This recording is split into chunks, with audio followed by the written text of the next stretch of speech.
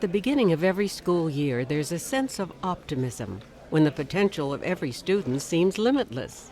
But for too many students, the possibility of their potential fades as they struggle through school. I had a student in my classroom, and he had a lot of behavior issues. They're all over the place. They all want to be alive if they're not feeling alive. They get confused easily. They just want to be liked. They want to live. A number of them, a significant number, said, "We don't get magazines at home. We don't get newspapers." They didn't have books in their home, and that was a shock for me. That transition between learning to read and reading to learn.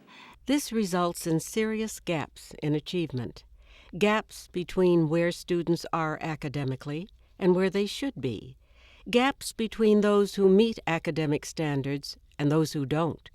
In other words, a chasm opens between the school and the student, one which places the student out of reach. It's amazing how many boys in the middle school. The socioeconomic gap is definitely there. We really are a community of lower income and higher income, not even a lot of middle. So where there is a gap, it's very prevalent. Just the exposure that some children had before they ever came into school.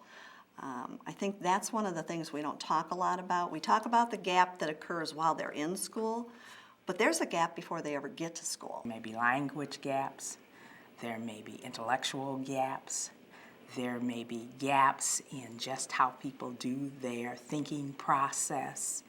There are gaps in what we come to the environment with, what we have to deal with daily. So there are multiple.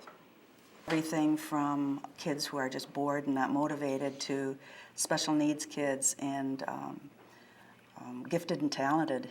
There's a big gap there. And minorities and cultures and language and everything where a child might have difficulty is now a gap.